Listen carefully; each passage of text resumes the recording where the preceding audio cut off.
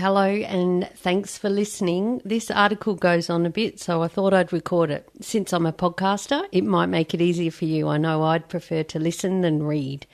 So I'm going to read my article about imposter syndrome and the journey that I've been on. And I hope you enjoy it. Love to hear see your comments if you've ever had that feeling of imposter syndrome yourself. You know what imposter syndrome is, right? For me, it has shown up as fear and then procrastination. This is my first real article on LinkedIn, and as we say in our family, it's a little bit of guts on the table. My sister, Dione Drew, does these sorts of articles, and she has coached me into also putting myself out there on LinkedIn. So here goes. It's pretty long. I'm used to talking as a podcaster, so I can go on. Please be gentle if you do make it through to the end. I appreciate any feedback and help to kick imposter syndrome in the butt as my journey continues. My hope too is to encourage others to also think about what is holding them back to finally creating their dream life. You may know I have been driving the huge dump trucks in open cut mines since 2004. During this time, I had to learn how to think differently. Like an operator, as my sister Drewy said to me when I was a stay-at-home mum many years ago. We were moving a piece of furniture downstairs and I wanted to wait until the man, in inverted commas, came home. She was adamant we could get her done if we thought about it and came up with a plan. This was quite new to me, really, but she had been working in the mining industry for a while and already had her operator hat well and truly on. My hat did not arrive for about 7 years. When I was 39, I separated in a dramatic way with my only life partner after 22 years. The girls stayed with him as they were in high school, and I had no idea what I was doing or where I would end up. We had been living in paradise at Mooloolaba on the Sunshine Coast in Queensland. First stop was Mum's in New South Wales. It was winter and Orange was freezing, and I saw snow for the first time. I was a broken woman who had no idea where life was going to take her. Mum's husband, Barry, was working at the local gold mine.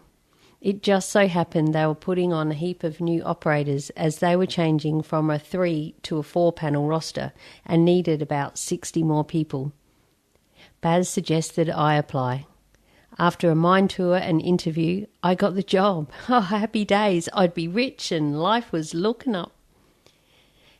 As a clean skin, learning to drive the big trucks, Cat 793s, small now compared to the 797s that I have driven, I was hopeless for about 9 months. Of course, we all have bad days, and even now, as a so-called experienced, multi-skilled operator, I still get it wrong.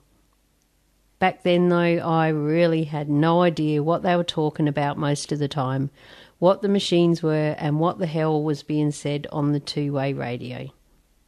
For the trainers reading this, I found that having someone tell me the same thing the same way over and over just did not work. Things finally began to click as I heard what to do, where to position my truck and why from various operators in new ways, until finally one day I began to have aha moments repeatedly. Many nights were spent with Barry explaining the day's events, using the remote controls on the coffee table to show me where I needed to be. That really helped, but geez, we annoyed Mum. She was trying to watch Home and Away. My favourite aha moment was when I realised I had to line up all the teeth with the side of my tray before I backed in under the digger. If I could only see one tooth, not a row of teeth, I was on the wrong angle and a digger operator would be about to yell at me over the two-way again and make me cry again. I had nightmares of trucks crashing and then woke up horrified I had to go to site and do it for real. A little voice kept saying, "Who am I to think I can drive these big trucks?" I struggled with my emotions the most. I felt exposed to a world I didn't feel I belonged in.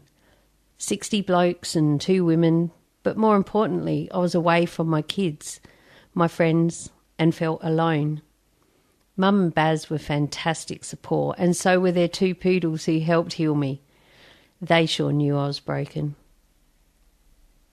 I wanted to quit many times and even sat down with Mum and wrote reasons to stay and reasons to go on a list.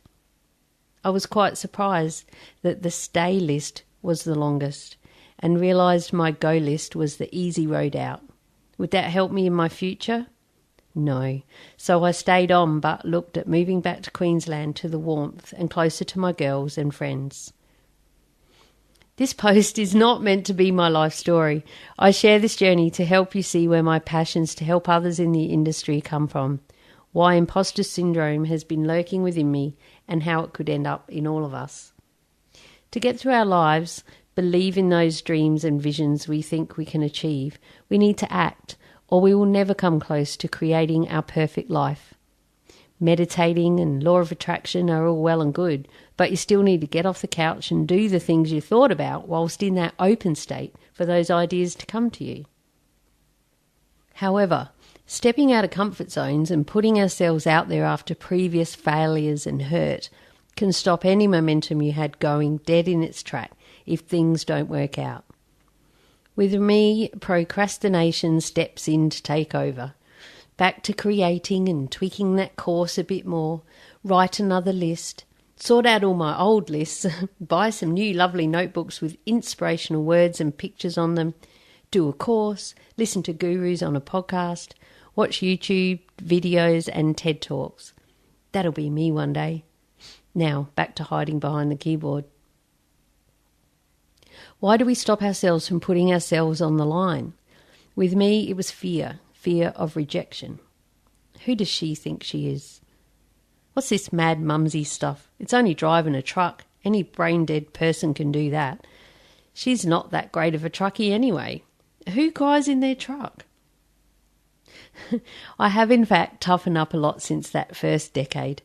I still have dreams to escape this sandpit and know that will not happen unless I can replace and in fact increase my income from this mining job.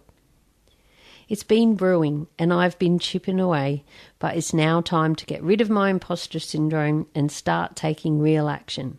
Not just on the edges of comfort zone action, over the edge bungee jumping kind of action, hence my first ever proper article on LinkedIn. For years now, I have been gonna write a book about my mining journey, Survivor Chick, because I did stay alive those first few months of my new life. It's still sitting on the shelf. A little voice kept saying, "Who am I to write a book?" Then I started a website about how to get a job in the mines. Us miners are asked all the time, how do I get into mining? I thought peeps needed to know. I digressed, procrastinated, started 4 other websites on various topics not related to mining.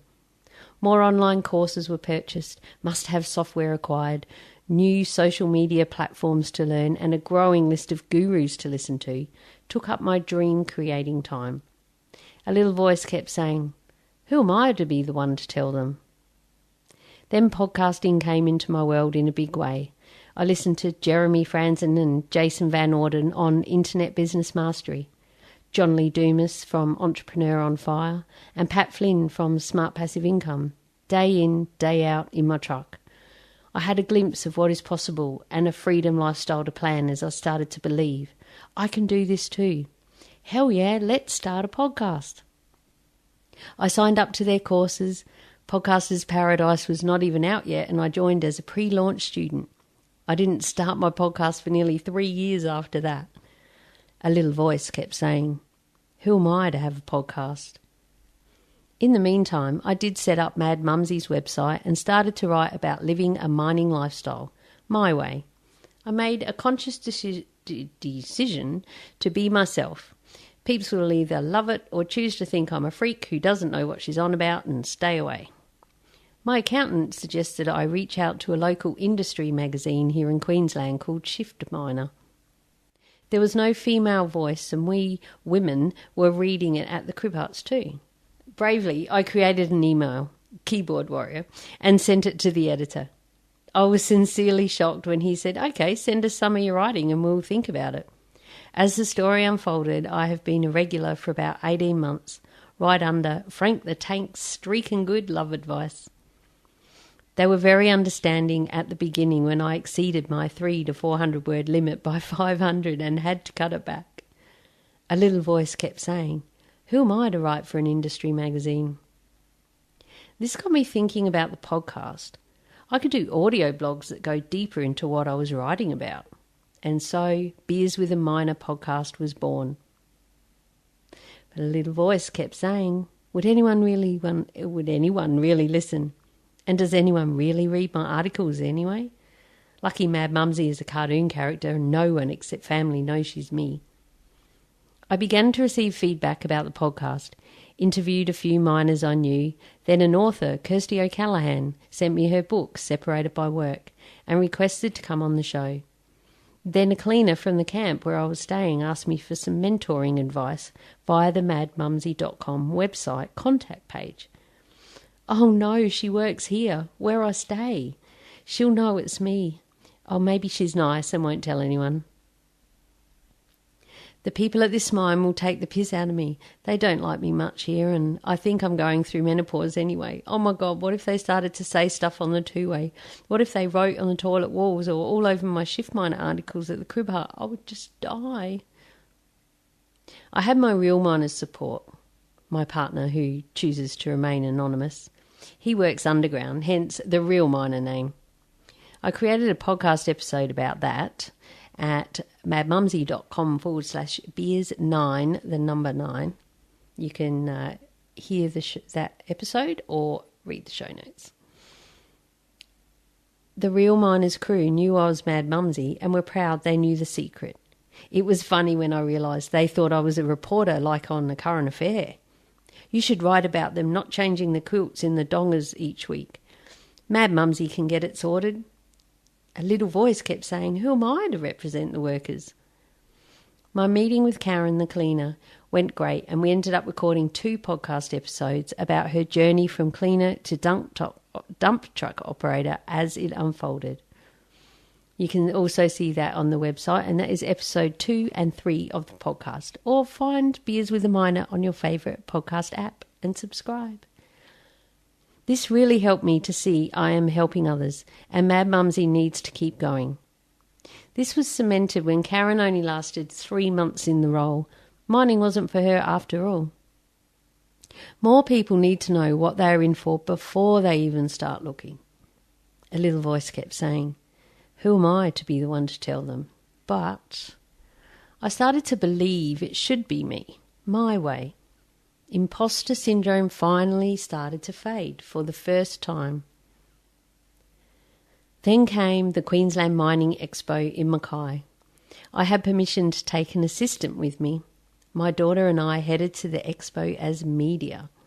We wore our Beers with a Miner podcast shirt, plaited our hair Mad Mumsy style, packed up my recording gear and headed in for a huge day. I was so freaking nervous. How much more out there could I be than swanning around the expo handing out flyers and telling everyone what a podcast even is? A little voice kept saying, who am I to have a media lanyard around my neck? The day started with interviewing the expo director. He was so very encouraging and enjoyed our chat. My motto was, I'm not the ABC or Channel 7, and my questions showed that. I'm sure they didn't ask some of the questions I asked other stall holders too. What is your favourite beverage and best time to drink it? And what is your happy place when life turns to shit? It was a great day. My daughter Zoe had a ball too and saw for the first time what I am doing with this Mad Mumsy thing. She was also there when I hit submit to iTunes, Apple Podcasts now, as I launched the podcast. I kept putting it off. A little voice kept saying to me, who am I to have Australia's first mining podcast? Just do it, Mum. It was one of the best decisions I ever made, kicking this imposter syndrome a bit more. I've been plugging along with the podcast for over a year. We were going to the Podcast Awards in Sydney, but Cyclone Debbie had other ideas. It did not feel right to be sitting on red carpet when our whole area was devastated with no power, trees down. I did not make the finals, but the judges' feedback was great. A little voice said, "Who am I to have entered the first Australian Podcast Awards and think I could be a finalist? Imposter syndrome back. Dot, dot." In 2016, I also entered the Waimark Awards, Women in Mining and Resources Queensland. They were asking on social media for peeps to enter, so I did a video, which was way too long and over the top. I answered the questions Mad Mumsy style and hit submit. I was not a finalist, but my friend was. She decided to enter after I invited her to come to the shindig in Brisbane with me. It was great to frock up and listen to amazing women doing fantastic things in our industry. I entered as Mad Mumsy, who had this podcast thing and writes a bit. I was put into a section with operators and apprentices. Yes, I drive a dump truck, but that wasn't who I was being. A little voice kept saying, "Who am I to have entered the awards? Who am I to even be at an event like this with all these amazing, powerful women?" I decided to niche down my Mad Mumsy messages. No experience? Think you're on a job in the mines? Where do you start? What about your mental health once you are a miner? I asked more questions in my interviews about helping newbies to thrive in mining, where to start, and tips for women working in male-dominated industries. An interview opportunity came up with the ABC here in Mackay. It was shared on Brisbane Drive, and then the Darwin office wanted to interview me too. Oh dear. But that was okay because it was not my face, and my voice is already out there on the podcast. Of course, with their promos, my picture was used anyway, and the headline read, "Beer Drinking Podcaster." Mum was horrified. We also had an opportunity to go to the local studios and sit in an interview. A little voice kept saying, "Who am I to be on the ABC?" Then came the idea to write an ebook. That's what all the gurus suggest, so off I went again on how to get a job in the mines, but this time I narrowed it down to a Queensland coal mine. Of course, a lot of the tips can be used in other states too. I still see on social media daily people asking how to get in up here. Most only see the money and don't think about the rest of it, which is my passion to share. I began to believe I am the person to help them and started to get her done, as Drury would say. Atta girls all round. Then I found a new platform called Teachable and my world changed forever. Was I just putting off my hard work on the ebook after purchasing and learning all about Scrivener, another must-have software tool? I don't buy shoes, I buy software and courses. And was I succumbing to imposter syndrome again? This time, the answer was finally, after over a decade, no. I transformed that ebook into my new online hub school called Mining. It's another place to share the Beers with a Miner podcast, along with mining terms you need to know and pounce on your mining job. A course designed to help you know how to get into the mines. And there's more to come, such as got a start date, now what? And also one designated straight for women, which isn't in this article. I just added that bit on, just specially for you. Teachable is my new passion. And you can find that at mining.teachable.com. So Teachable is I'm starting to talk like I'm on my podcast. Back to the article, Leanne. Teachable is my new passion and it is helping me to get over my imposter syndrome. I know how powerful this platform can be to help anyone get their message and talents out to the world, and I can show them how. No imposter syndrome there. Why? I think it's because I'm excited to be working with others, not just on my own content and putting all my courses, software and knowledge to good use that helps other people. My first client was Mum, Lynn Olsen, a well-known artist in her own right. With a little persuading over a few wines, I encouraged her to do an online video course.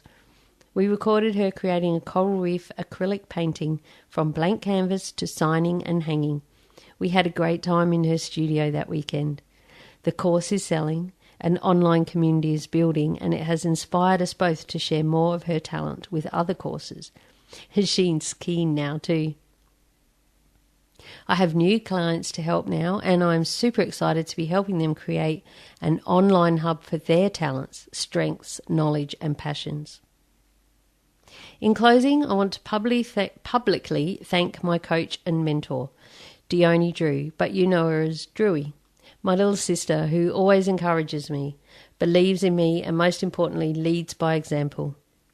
My passion and beliefs are growing. It's time to step out from behind my keyboard as a cartoon character and be me, Leanne Drew, online course creator, podcaster, writer, and soon-to-be retired dump truck operator who gets to travel and help others share their talents with the world.